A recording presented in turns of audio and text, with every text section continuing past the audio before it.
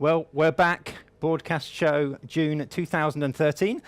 You'll notice that we're in a different location to where we normally are, and we'll go into that a little bit later. We have a fun-packed show for you today.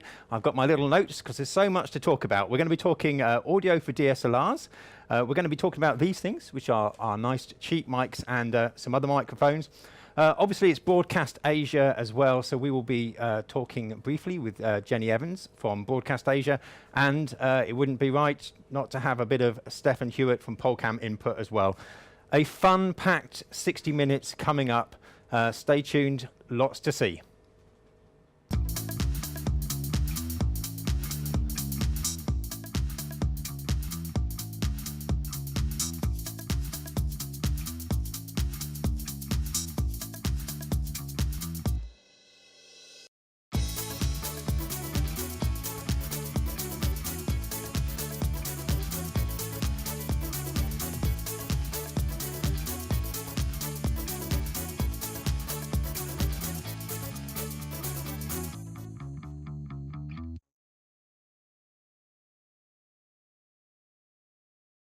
As you'll see, we're in a slightly different location to where we normally are. We are using different kits to we normally use.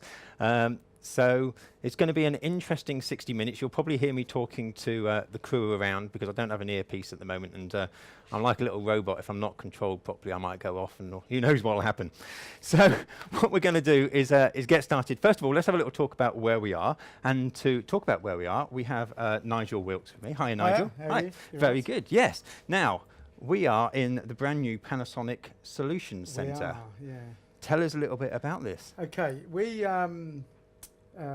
basically decided in November that we would close our Pinewood Experience Centre, which we'd had for about 4 or 5 years, and bring it into Panasonic UK. So we're actually based at Panasonic UK headquarters in Bracknell.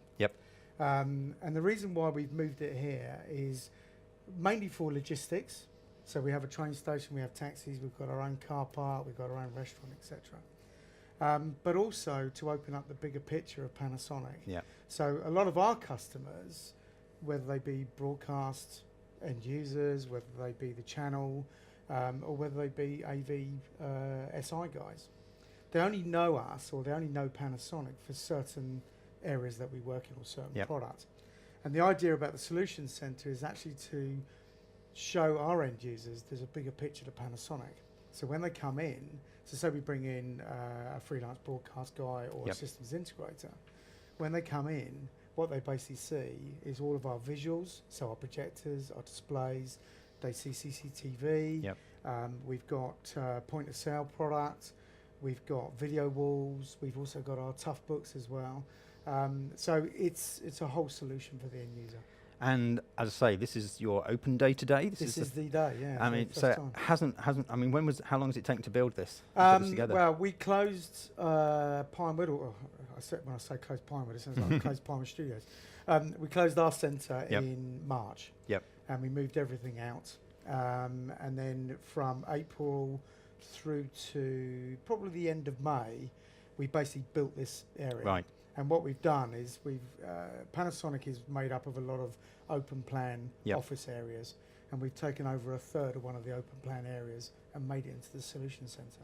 So as far as having, obviously you're based in Bracknell, it's very easy to get to, which is one advantage being on the M4 corridor. Does this open up a facility like this to more people than what you would have had when you were at Pinewood, would you say? Yeah, it does. I mean, you know, where we were based before, trying to get parking and things like that was difficult. Trying to get people out there that used to train quite a lot was difficult.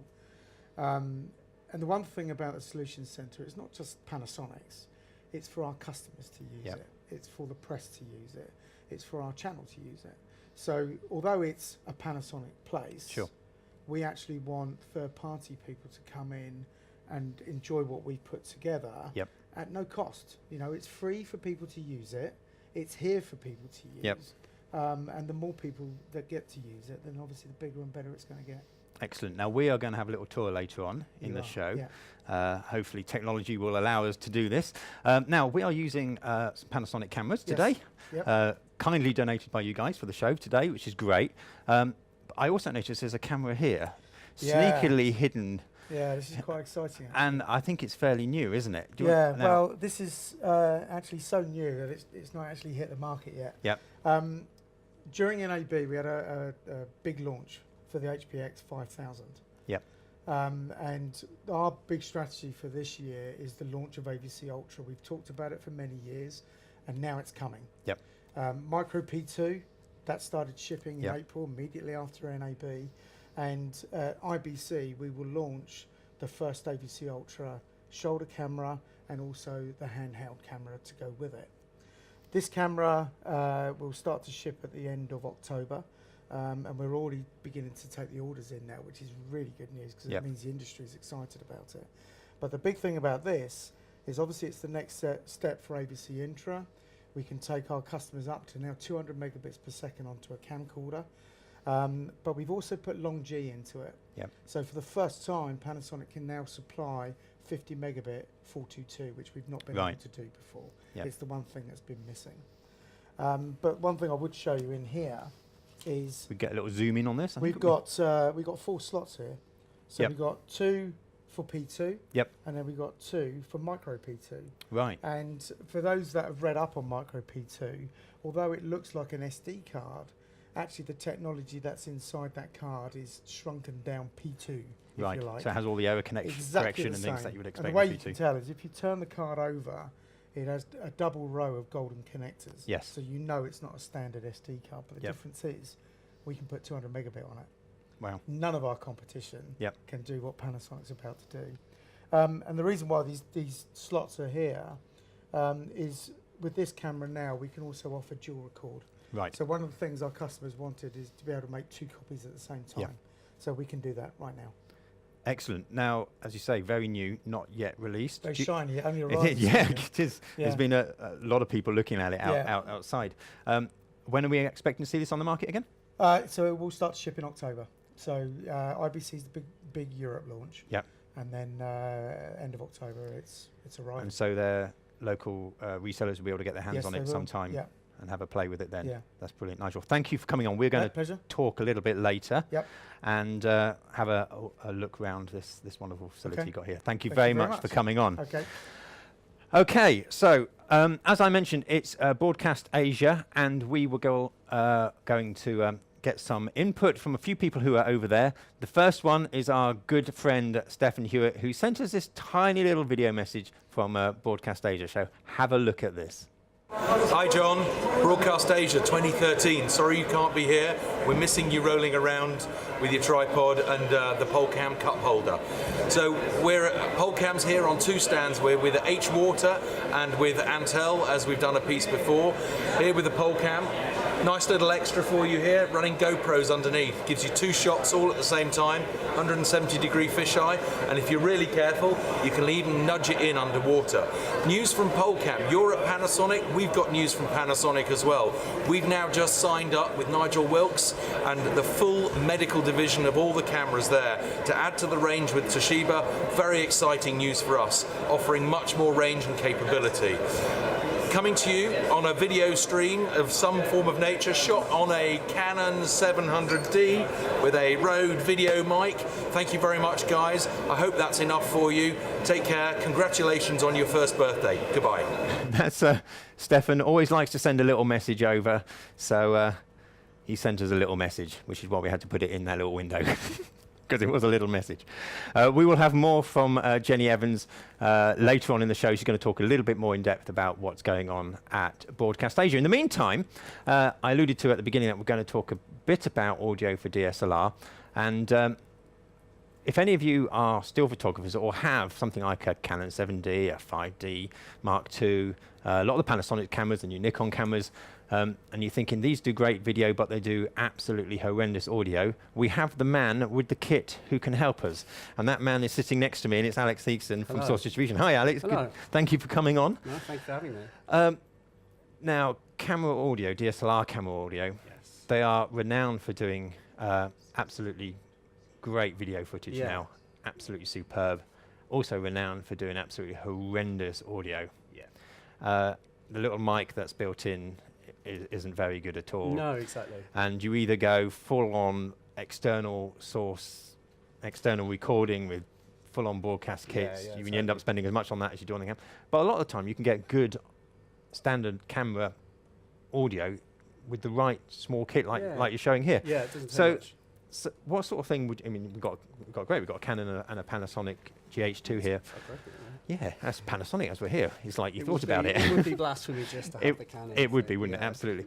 So if you think, if you've got people out there that want to start using their DSLRs to take some video, they may be using it as a second camera, want to mix it with other audio, but they want to get a good quality audio recording as best they can on the camera. What sort of kit can we get? Yeah, well, it does depend a little bit on the camera that you have. Yeah. And you're dead right, like the camera is usually kind of the limitation in this regard. Like, you know, we're used to having like amazing cameras, like, you know, the Panasonic that we just saw. These things are super professional. They have proper XLR inputs. They have really nice preamps built in. And exactly right, like, while the imaging is fantastic on DSLRs, the preamps are not. And you do need to sort of take that into account. And particularly the Rode mics that we have kind of help work around the limitations of the camera's preamps. So it does depend a little bit on what you want to film and which camera you have in terms of what you'll get the most benefit from. We've got two here. So I've got the Lumix GH2, which is Panasonic's excellent camera. It's actually my camera, this one. And we've got it with a Rode video mic. It's actually let's grab this. This is the new video mic R, which basically is it's the same video mic that's been out since 2004, but we've just Rode have just signed a partnership with Rycote. And it has a lyre mount, which is kind of more robust. It's, you know, even better at sort of masking, handling noise. But really the beauty of the video mic is it's not an expensive product, and it's just a one gadget that you can buy, plug into your DSLR, set up the levels, which is obviously one of the main things to do, and just start recording. And it is by an order of magnitude better than the kind of piezo inbuilt microphones that you get with these cameras. And it doesn't sort of take a great deal. Just the one thing that we would advise is there are certain sort of caveats, there's certain problems that you might find with DSLR. Certainly in the case of Canon, Canon, like for the 550, for example, comes with auto gain compensation enabled by default, which is a real problem. That's always going to be riding the levels of the thing that you're recording. And if we're in a quiet room like this and I stop talking, you'll hear that rush of sound as the audio sort of tries to get amplifying nothing, you know, which is not what you want. So, you know, we would advise kind of photographers and people who are maybe not used to sound, you do need to sort of, you need to set up the levels of the camera properly. And, you know, this is not news to people who've been working for sound for a long time, but it's hugely important, and it totally impacts what you do. So experiment with the kit and make sure that levels are set correct. But as a device, you can buy this video mic and it'll just plug right in, and it's so much better, just even if you did nothing else. Now this isn't a dynamic mic, is it? No, this is a condenser. So it has a battery pack. It has a 9-volt battery. It'll last for like 100 hours on one 9-volt. You just sort of literally switch it on. Little light comes on. Plug it in. On the GH2, it's only got a 2.5mm input, so I use a little tiny inexpensive adapter. These are 3.5mm, like you get on a headphones, you know. And then similarly, we've got the Video Mic Pro, which is kind of the slightly grander version of the video mic. Weirdly, it's smaller, but the real sort of the key with this, it's smaller, it's a little easier to work with maybe, but the beauty of this is that it has, and you probably won't be able to see this, but there's a switch at the back that has this thing called 20 dB boost. And it's all about the level control thing. The 20 dB boost on the Video Mic Pro means that you get nice, loud, clean, clear audio out of the mic. And then if you have the ability on your camera, you reduce the levels right down. And with that, there's this huge reduction in the noise floor. That bed of hiss falls away. And you know, there are other ways of capturing sound, you know, but if you want just like a dead simple way of doing it, you can just buy these and just use them. Like and it's so much better. Now, these cameras do record stereo audio, don't they? They do. These are mono mics. Exactly, Now, when would you decide to, I mean, is there is there available a stereo mic? When would you use such things? Yeah, that's it's a good question. There's a stereo version of the stereo Video Mic Pro, which I don't have here. It looks like a sort of similar thing, but it's kind of a ball-headed mount on the top. And it's stereo. It's the same idea. It's it sounds great. Sounds fantastic actually, but it also has the 20 dB boost. Right. So when you're, if you're in a quiet environment yeah, you can sort of get a really clean Yep. stereo track, and you might want to use stereo for different reasons. I mean, like, I think generally, you know, if you're recording bands, if you're recording ambience, crowds, you're moving Yep. through a crowd, you're going to want a stereo mic. Yep. But I would advise people, if, you know, think carefully about what you're going to be filming. You know, mono mics like this are so much better for capturing speech. Yes. You know, if you've really Yep. got someone talking, Yep. they help you focus in on the sound, and yeah, that's what I would use. You know, I guess in an ideal world you'd have both. Yeah. So if you're talking about capturing speech, now as you say, these are camera-mounted Yeah. mics, and if you want to frame up and they are reasonably directional, Yeah, but yeah. if you want a little bit of a closer mic'd sound, is there boom options for these? Can you absolutely, yeah. I mean, like the boom, literally the big stick we Rode have a couple Yep. of different booms. We Yep. have like a micro boom pole. It's £45 thereabouts, really inexpensive, and they screw right into the bottom of the video mics, all of them. We also do an extension cable, so it's just a 3.5mm extension, and just the bottom line with that is just get the mic off closer to the Yep. to the person, I think. And it's not news to if you've worked with sound a lot, but it is definitely a rule that, you know, I'd rather have a lower quality mic Yep. in the right place versus a £10,000 mic 5 miles away. Yeah, you know? It's absolutely. just, it's going to sound better, basically. And the boom is so useful because it lets you can still have it plugged into the side of the mic and use the extension cable, get it nice and close to the person, just out of shot, and you get that kind of rich fullness when you're close to the person. So all of them, the video mic products support that. Brilliant. Now, if people didn't want to use a boom, or they didn't want to use a shotgun mic like this, and they wanted to use something like this or a lav or something like that, is there solutions like that we could use with the camera? and there's an argument to I mean, obviously, you know, we're talking about audio for DSLRs, but really, I mean, these techniques are not specific to a DSLRs. They're just general techniques that have been used since the dawn of talkies. You know, it's like, this is not news, but you might want to look at sort of off-camera solutions. You know, there are ways you can obviously plug these into portable recorders, things like that, so that you can, and you can also, we have other products that I guess we'll look at in a sec, which are designed to not record the audio in the camera at all. Right. And in doing so, you negate the whole issues with the preamp. We have some gadgets for that, basically, as well. Well, I like gadgets. Tell us a bit about the sort of gadgets. I might have to, Adam, can I get you to just grab me the... basically, we've got a couple of things. The first one is this thing called a Smart Lav, which is a lavalier microphone, you know, like you might be familiar with. Obviously, one of the limitations of lavaliers, to an extent, has been that they require phantom power. You know, they require phantom power to work. Almost without fail, there are no DSLRs that can supply phantom power. The Smart Lav is a lavalier that plugs straight into an iPhone or an Android phone, a smartphone. Okay, excellent. So literally, you just you clip it on, plug it into the phone. We have a free app called Rode Rec LE, and you just hit record, and it sounds great. It's dead simple and really inexpensive. These are about £43, so it's you know, it's something that anyone can afford. And then what you do is you take your audio, you can export that, and then you marry up the audio with the video that you've shot later. So it works really well. So you're doing a little talking head. You can put one of those on your subject, plugged into an iPhone, hit record. Have one of these on your camera for your sort of scratch audio. Yeah, exactly. Which is picking up a good enough quality audio for that it's easy, and then sync it up in post. Yeah, exactly. And switch off the track. Great. Brilliant. And again, it's that thing of, you know, right mic in the right place, basically. And the Smart Lav, you know, your subject could be 30 feet away in front of a lectern, and it'll still sound close, and it's so inexpensive, like you kind of got no excuse. And even if you're, you know, you consider yourself as, you know, above such sort of price brackets, even something like this can be a lifesaver if you it's in your kit bag that day where you haven't. I was just thinking exactly the same thing. My iPhone is, always has to be within reach. And and if you have something like that, you know you've got a reasonably good recorder that you can get really nice quality recording from somebody. You know, your bag's got nicked with the other stuff in. At least you know you can clip that on and off. It's funny. Like, I spoke to a guy the other day who phoned Source and was saying, "Oh, I'm going to a shoot right now, and I need to go and buy a Smart Lav." Like, it's funny, but it makes total sense. It's really, really useful. The other one we've got, which is just here. Oh, actually, and the products itself is in the little sort of that one baggie. That's the one. Look at that. Look at it, perfect.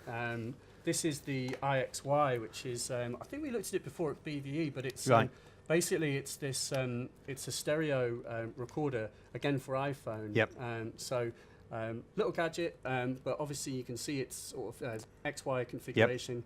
Condenser capsule is really, really it's a proper pro product in the sense the IXY lets you record 24-bit 96K on an iPhone.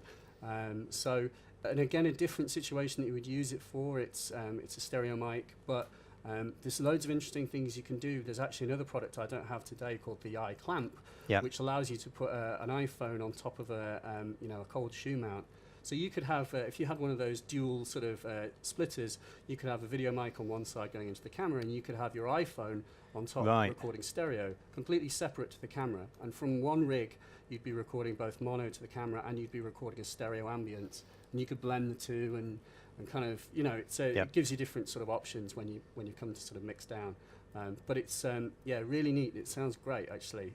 And it's, you can see it's actually for iPhone 4 and 4S. It does work with an adapter with the 5, but there will be a version for iPhone 5 as well. So I mean, really good gadget. Apple are changing everything to the new they are, Lightning, so everything's got to change. Absolutely. In time. Alex, thank you very much. If people want to find out some more information about these products, what's the best way? sourcedistribution.co.uk, but really the best thing, go to roadmic.com. The other thing, if you go to roadmic.com/sound booth, we have this online app where you can actually listen to all of these mics and compare them directly. It's really cool. So go and actually have a listen, and I encourage people to listen, experiment, and hopefully find something that works for you. Alex, thank you very much for coming on. This is great. It's always an interesting subject, especially to me who likes shooting with DSLRs as well. And gadgets, obviously. Why do we do this show? Exactly. Gadgets, let's face it. Alex, thank you very much for coming on. And if you want to go and have a look at their products, obviously Rode Mics is the place to go. Alex is just going to mute his mic pack so we don't get the rustling as he takes his mic off, because we're going to set up for Adam Pearce from Sound Networks is coming on.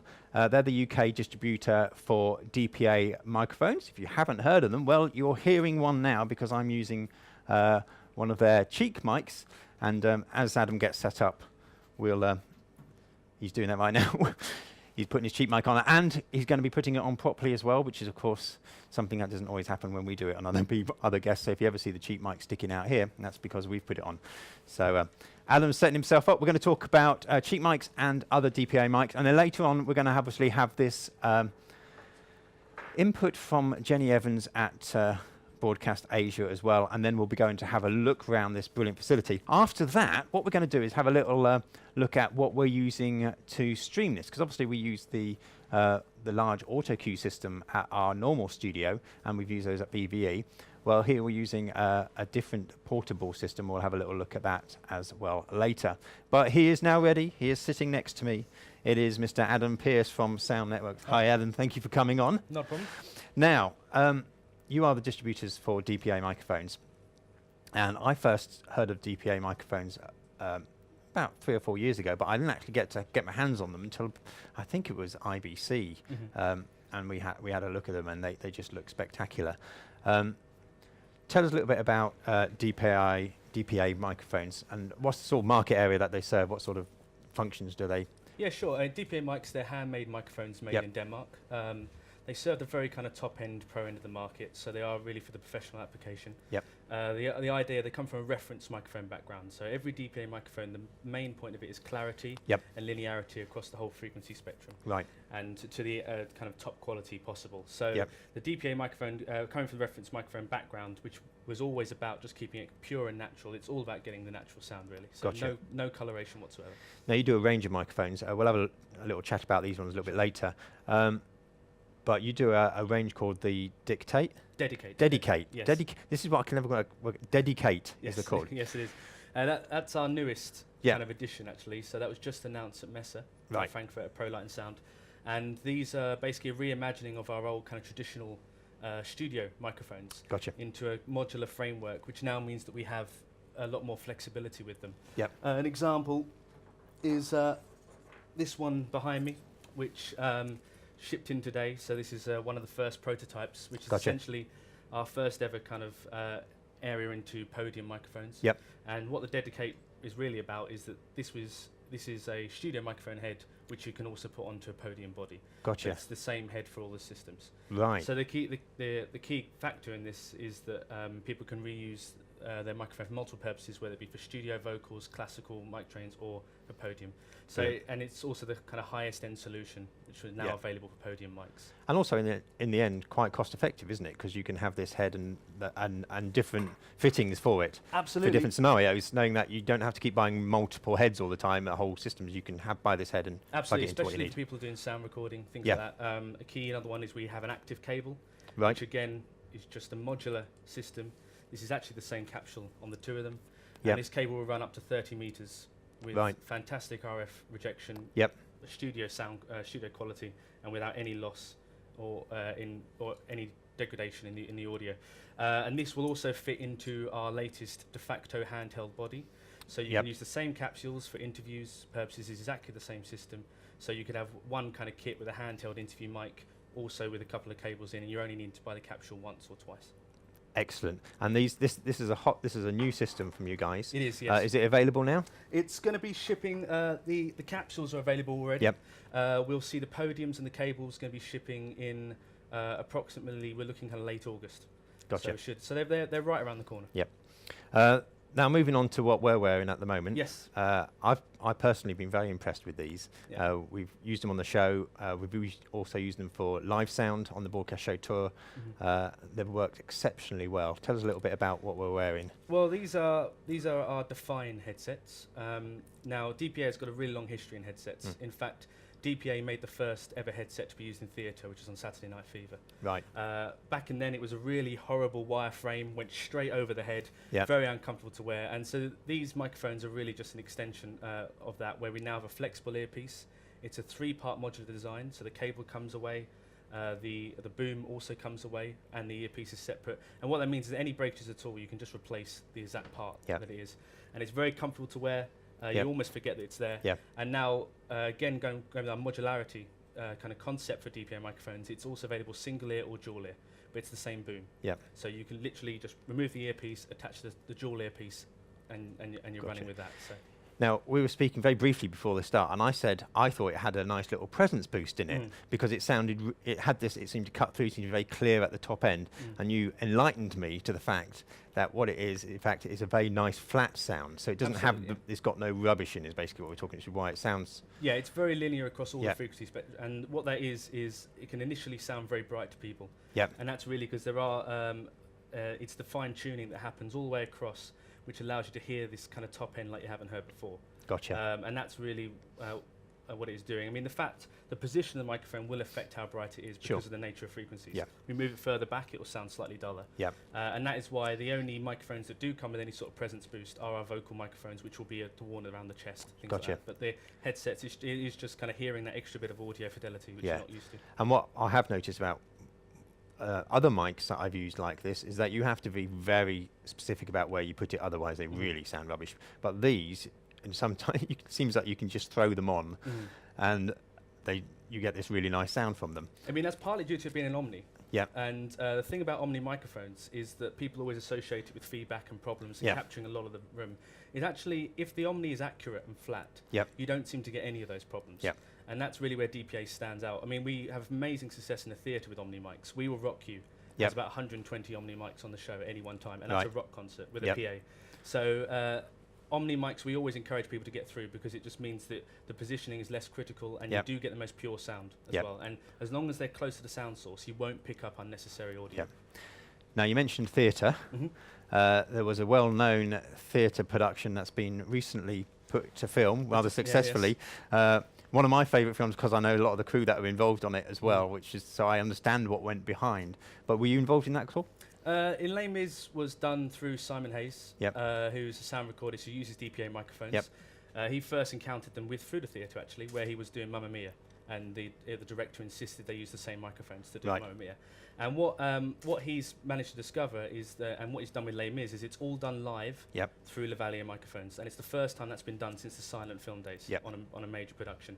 And that's because the quality that he can get from the DPA mics, and I do have one here, which are the ones that he was using, is just as good as any ADR or any shotgun solution that would have used. And it just shows that actually it can be more cost effective to invest in microphones at your front end because you get a better performance, you get a more realistic to what's going on in picture. And then you don't have to spend money on ADR and things like that, which do add a lot of cost on in post-production. But this is the mic he used. It's each actor in Les Mis has got about 2 or 3 of them. Simon managed to convince the director, I don't know how he did it, that this was the way they were going to do it. So all the singing was done live and everything had to be done in one take. And I mean, you hear it for yourself. It sounds absolutely fantastic. Outstanding. And Les Mis was shot with the camera 2 feet away from their faces a lot of the time. You know, Amanda Barks shot when she's singing, the camera's here. They've got 3 mics on. You cannot see these at all. Absolutely not. No, it's clever costume design, obviously. But the thing is, this mic also comes in beige and white. There are really easy ways to move it. We also sell a concealer. This is at the moment is with its broadcast clip, but it also comes with a concealer. And what the concealer allows you to do is to move cloth directly over the top of the microphone without actually affecting and not getting any rustle. So so that's how he did it. Is they spent a lot of money on their costume design to make sure that it's visible. But if you look at these other films like Prometheus, you can actually see DPAs in those as well. They are also visible on set if you pause frame by frame.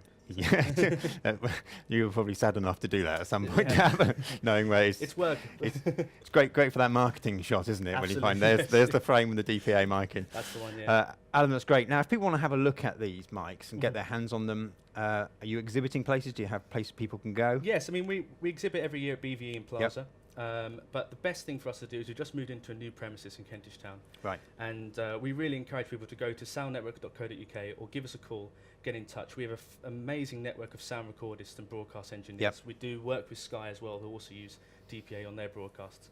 And we really encourage people to come and see us because we can provide support and advice for everyone. We can also put you in contact with other people who have used these mics or if you are having issues, things like that. We do that, and we also have a great dealer network and hire network as well, where people can try these things out before they kind of take the plunge and hear it for themselves, because the sound quality always wins. Absolutely brilliant, Adam. Thank you very much, and thank you again for letting us use these mics. They, sound is just as important as video, if not more so sometimes. Especially you ask. Yeah, absolutely. And you guys really helped us out on the show with this, and thank you very much for coming on. So, if you want to find out more, go and have a visit, give them a call. I have to say they are outstanding, and if you've watched Les Mis, then you know they sound good as well, certainly in the hands of an excellent sound recordist. Now, we are going to get ourselves ready for a little tour of this new facility. In the meantime, as I mentioned, BroadcastAsia is on, and earlier this morning I caught up with Jennie Evans via Skype to give us a little rundown on what was going on. So have a look at this. Well, here we are via Skype again. I've got Jennie Evans with me live from BroadcastAsia. Nice to see you, Jennie. Thank you, likewise. Now, it's first thing in the morning, day 2, is that right, of BroadcastAsia? It is. Do you have any idea what you're doing to me? I'm extremely exhausted. And you've got a busy day ahead. We thought it'd be great to have you on to give us some idea of what we can look forward to hearing, especially today, from BroadcastAsia. So give us a sort of couple of minutes of overview of what to look forward to today. Well, this morning, the IBM are going to be announcing their industry figures. This is sort of a networking briefing event. So unfortunately, I can't bring you that. But for those of you who are IBM members, obviously you'll be getting it and it'll be on their website as well. The rumor is there's a big announcement with megahertz as well that's going to be happening probably today. Bob Stopford's around, so we'll have to see what's going on there. But apart from that, there's lots of business going on here. There's no doubt about it. Asia has not been as affected by the recession as the rest of us.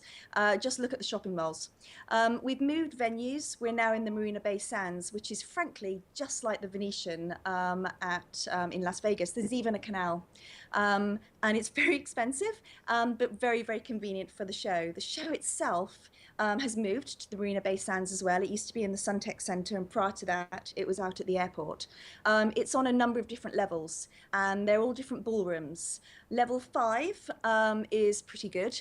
That's almost like a very big, huge wedding reception divided into lots and lots of stands. But level 4 and below, there are actually lots of individual rooms, and it's very, very difficult to navigate. That's where Panasonic has a dedicated one, Quantel. So I think it's okay for the larger companies who have their own rooms in their own right. But with regards to customers and press, etc., or even other manufacturers and SIs, it's very difficult to get a real feel for the show because you have to go literally one room, one room, one room. Another good thing about the show being in the Marina Bay Sands is that you've got CommuniCasia and BroadcastAsia together. And in the last couple of years, that's been separated. And as we all know, it's a lot of mishmash is actually what's going on. There's a lot of IP stuff. There's a lot of channel playout. Over here, they broadcast an awful lot of channels. MediaCore with the Toggle project just keeps moving up and up and up with the number of channels. There's an awful lot going on in here. The visitors are predominantly from Southeast Asia. We've also got some Indians, not many Australians and New Zealand folks because of Simpty in a couple of weeks down in Australia. There are a couple of Koreans, which is a surprise because Koba was only a couple of weeks ago as well.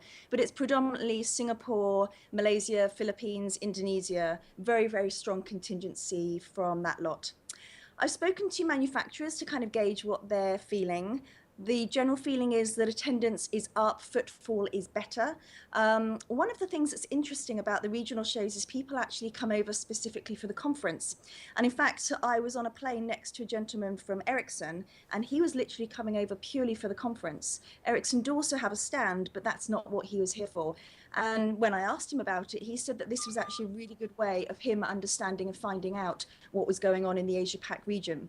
So you really can tell when a good conference session is on and maybe when it's a panel or it's a break, because footfall definitely increases and decreases. Brilliant, Jennie. Thank you very much for that. How long have we got until this show finishes? It's a long one. It's actually a 4-day show. So it's Tuesday through to Friday. And it opens at 10:30, which is very nice, and finishes at 6 o'clock in the evening. Excellent. And we can look forward to announcements over the next few days, I'm sure. Jennie, thank you very much for coming on. We will look forward to catching up with you when you return to good old Blighty, which I should think would be in a week or so. Until then, thank you very much for coming on and sharing your experiences at BroadcastAsia. My pleasure. And all those who think that it's nice over here, you might be aware that there's been some forest fires in Indonesia, and it is just smog central in Singapore. So don't feel too bad about you being at home and us being in Singapore, because it's really not nice. We'll try not to. Jennie, thank you very much. Take care. Okay, bye. Bye. Okay, well, that was Jennie giving us a little overview of what was going on in BroadcastAsia.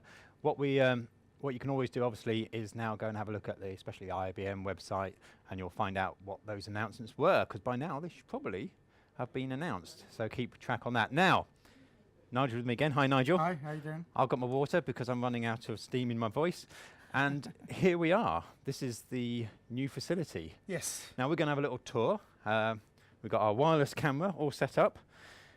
Tell us about what we've got here. Okay, to start off with, this part of the broadcast area is our workflow area. Yep. So here we can basically do everything from tuition about metadata. Yep. So talking about all the information that's wrapped around every single clip that we record, through to moving the footage from, say, P2 cards or micro P2 cards and getting it onto drives so that those drives can then go off to production, or bringing it in so that you can start to edit on maybe mobile laptops, etc. Brilliant. Obviously up here we have the HPM 200 and the HPD 24. These decks, I mean, although this looks like a traditional linear deck, we've actually designed that specifically for that. But we use that for doing basic editing, so we can do basic cut to cut, a bit like tape really. And that's straight off the P2 cards, isn't it? Yeah, and that really is an old HDD file. I mean, it's shrunk down a bit these days. It has, isn't it? Yeah. But all battery powered, so it's great. So all this kit can be used. So people can come up here and they can have a little play of this, have a look around. Yeah, like I see said, the whole thing about this centre is it's not just about, oh, look at our kit. Yeah. It's actually come in, work with us. If you want training, then we can take you through the whole step by step by step to make life easier. Brilliant. Then over this side is our multi-camera lineup. And this area is made up of robotic cameras, switchers, and obviously controllers. Yep. It's a big growth area for Panasonic. It's one of the biggest areas that we've got. But it enables us to actually also embrace not just broadcast, but also the AV rental side. So those big live gigs that take place. Yep. And this area is expanding, but it allows us to supply a solution where the operator or the director can actually see every camera that he can on one screen. Yep. And we can also connect other devices. So if you want a shoulder camcorder or a handheld, then we can connect it because all the connectivity is there for Brilliant. And I've personally used that myself on many a gig, and it's fantastic. And this is the HPX 5000, by the way. Just to let you know, the HPX 5000 is here.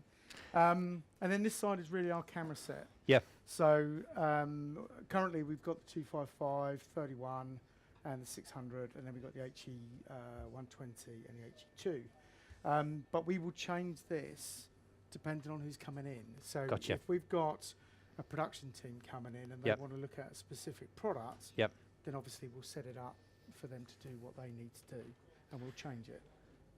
And it's great because that means they can get their hands on the camera, they can see it in a nicely lit scenario. Yeah, they can look at you know, it is. I think the thing is about end users; they want to touch the product. They do, absolutely. It's all about moving it, feeling it. And this is really like having a trade show all the time. It's just we don't have to keep setting it up all the time. Yeah, absolutely. That's great. Now over here, it seems to me that we've got some kind of railway station thing going on. Yes, yeah. Well, basically what we're showing here is obviously that we can, with the projectors, we can actually put images onto different shaped walls. Yes. So although that's an It'll say arch it's wall curved. and it's bent or curved, the image itself is straight when you look at it. Yes.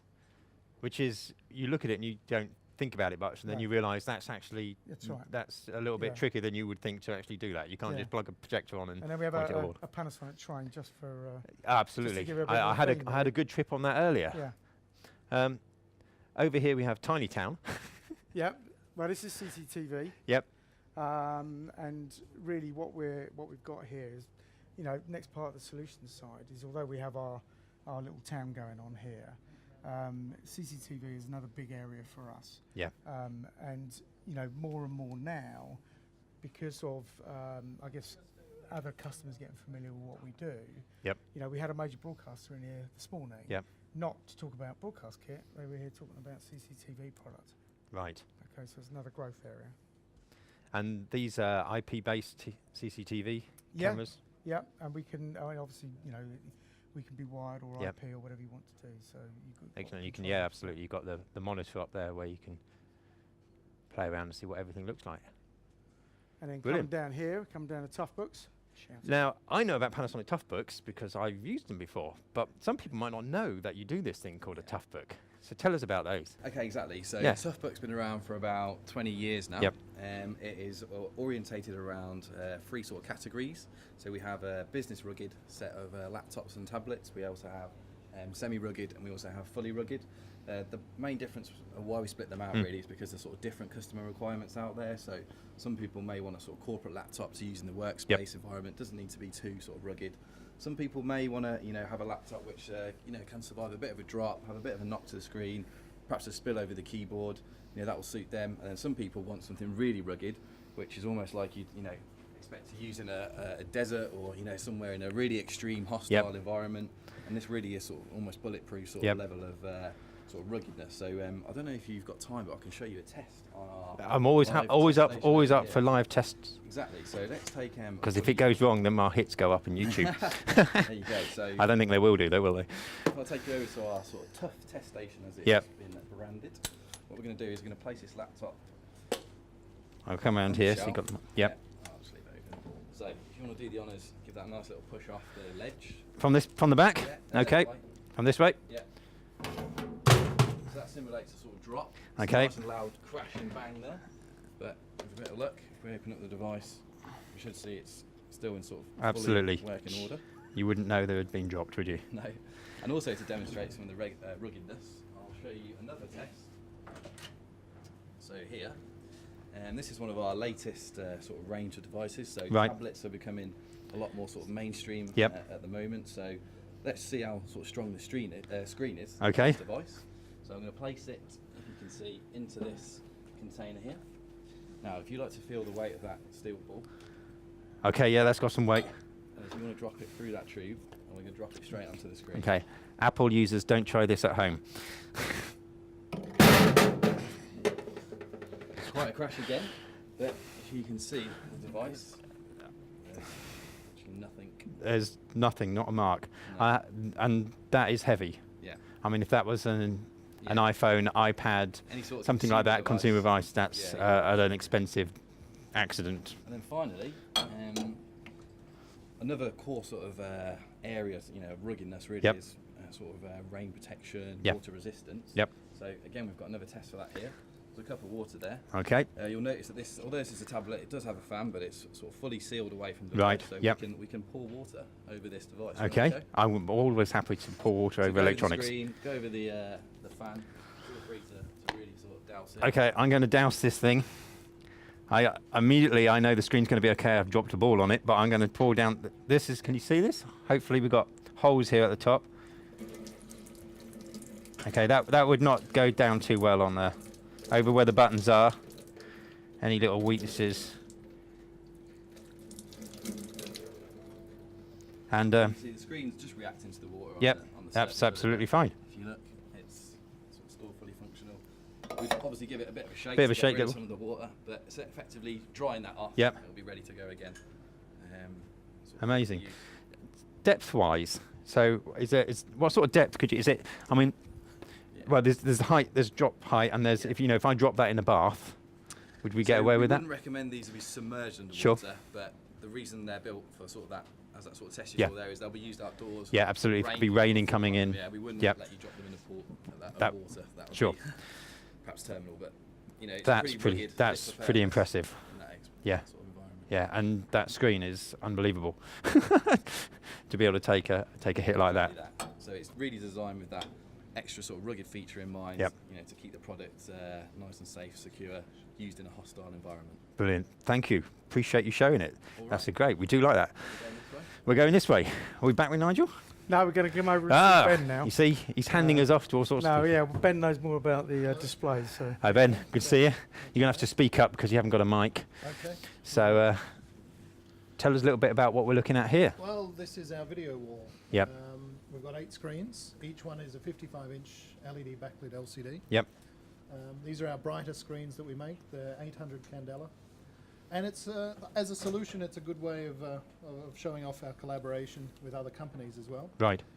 We're showing 2 different types of content here. So we've got here on the left 4 screens being used. So these 4 screens are essentially a native 4K display. Yep. And we're showing actual 4K content through a Matrox scaler card. Yep. So it's one of our partners that we use on our video wall. The one on the right there is actual 1080 content that is being scaled by the screens themselves. Wow. They have a built-in scaler, which you can use up to 25 screens, so 5x5 if you wanted to.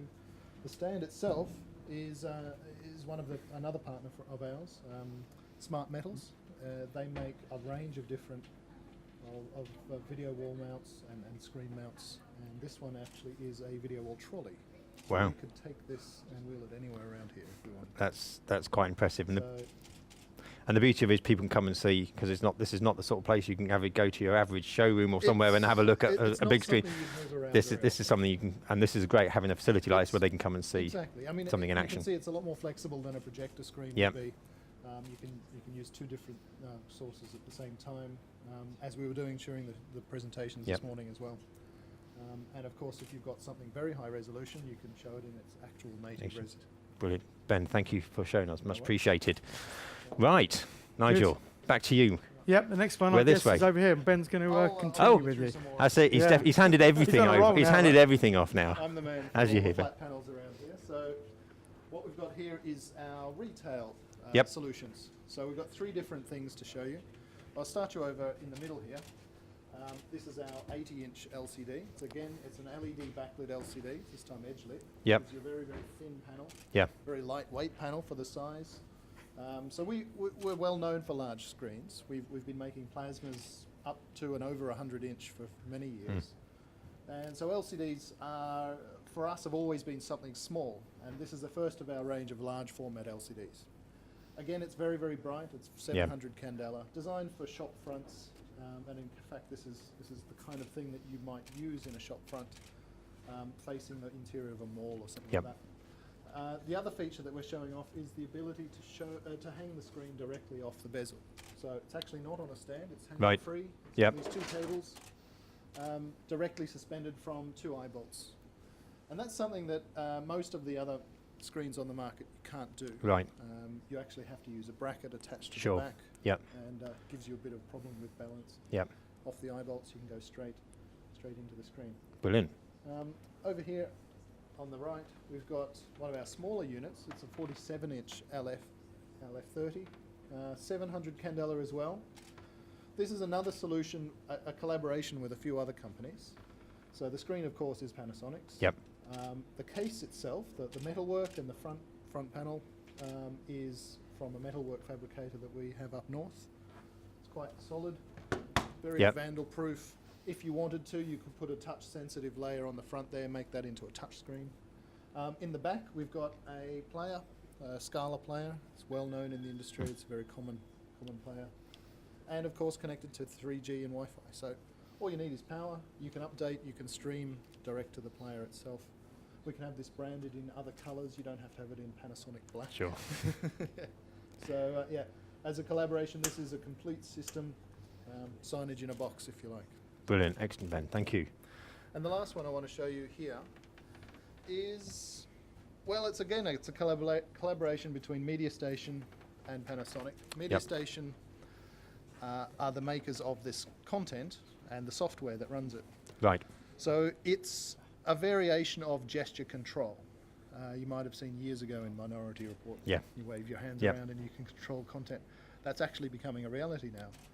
So you've got here, you've got a Logitech webcam. Yep. You've got an Asus spatial recognition camera, and it can follow you. You can see here it tracks you in the area in front of the screen. In this case, it just pops up a small little message. Yep. You can have that to be anything you like. You can have advertising. You can have a video.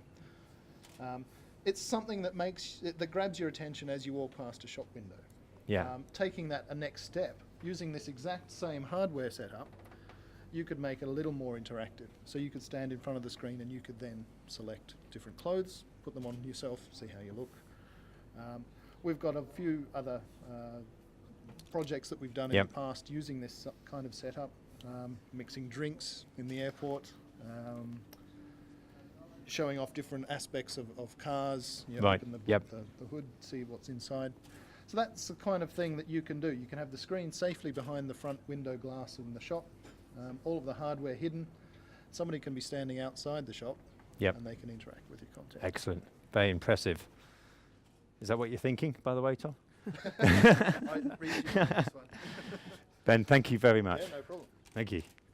And finally, we're going to end up at our burger bar. At the burger, that's always a good place to end up. Yeah. Unfortunately, we don't actually cook any burgers, but what we're basically showing here is we have quite a good, strong relationship with a lot of the food outlet, the fast food places. So we are involved with point of sale, so for tills, etc. Obviously, we have the screens up there showing the menu side, but we've also got a rear projection touch panel over there. So you can go into a fast food outlet, touch the screen, pick out what you want, go up to the till and pick it up. So brilliant. So that's it in a nutshell. Nigel, very impressive. Thank you very much for showing us. Thank you for letting us stream live from here. Just need to use it now. We just need to use it. Absolutely. So everybody come and have a look. Contact this man. I'm sure he'll be able to sort you out. Nigel, thank you very much. Thank you. Much appreciated. We're going to go and have a quick look back over here. We thought it might be interesting, because we're doing something slightly different, as you can see, for you to see what we're using as far as kit is concerned. And as we squeeze in, you'll be able to see we were in quite a small room. This is a little edit suite that I've got here at the centre. So we've decided we would use a little system. It's actually a system that I put together based around a Blackmagic television studio switcher. Let me go over that for you. Everything is in here. This is nice to have, but we didn't actually need to have it, but we've got it here, so we thought we'd use it. But you could get away with doing everything that we're doing here with just this box. In the back of it, we have a television studio, Blackmagic TV studio. We were playing VTs out using a Blackmagic HyperDeck studio, which is what we've got here. And we could even, so as you can see, we've got on here, we can jog it, and there's the, so VTs we're playing out here. As far as streaming and things are concerned, this system has an i7 PC built into it, which is just here, and we're encoding via Wirecast. We're going to keep this on the tripod, but at the back everything's patched through. At the back we have an Apple TV built into it, so we could have streamed from a laptop into the system. We've got a Behringer UltraCurve, which is doing. We've got some audio syncing issues. We can put it through there. We don't have that here at the moment, and we're using these monitors here. Everything can be switched because it's a TV studio by multiple devices. So what we had was Mark sitting here, just switching with a laptop. At the same time, on here, if I just bring it up, you can see we have audio levels here, and that's all being controlled because the later version of the TV studio software and firmware allows you to control the audio mixing side and facilities and features that are built into the TV studio. You can control it via a third-party, there you go, I turned it up, third-party control surface. In this case, we're using a Behringer BCF 200, I think. And then we're recording again. Another recording is going on to another HyperDeck studio there.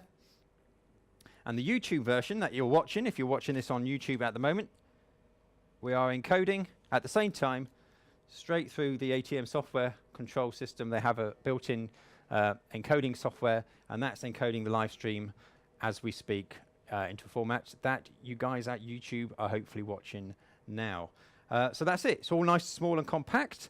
Everything in one rack unit. Well, what was it? It's an 8U unit, I think. It's pretty much chucked full of kit, and it works very well in small scenarios like this. The camera, and I'm going to see if we can, let's just switch, because let's just do it before we go. Camera.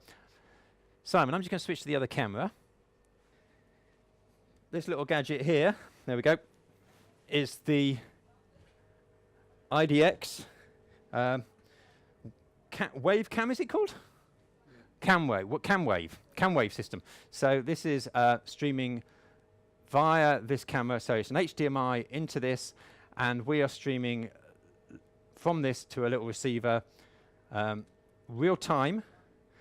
So no delay. I think it's 1 millisecond, good as nothing, and that's just the HDMI delay. So real time, no delay through to the switcher, so we can move this camera around. We're completely wireless. Audio's going in through the two receiver packs here, so everything's in sync, and that's being transmitted to the system. So there we go. That's what we've been using. I'm going to let Simon move. That's it from the new Panasonic Solution Center here in Bracknell. I hope you've enjoyed the show. Hope you've learned something. Tell everybody about the show. Obviously, it's available on YouTube now, and you've been watching it, of course, on broadcastshow.com/live. The next show is coming up at some point next month, we hope. We have been doing this, I think it's a year, isn't it now? This was our full year of doing the show. We've completed a year, and we're still here. It's amazing. Hopefully more to come over the next 12 months. In the meantime, follow us at Broadcast Show on Twitter. Any questions, anything you want to ask us, info@broadcastshow.com. Tell all your friends about us. If you want us to feature something on the shows over the next 12 months, let us know by tweeting us or emailing us. Until the next time, that's it here from the Panasonic Solutions Center. We will see you next month.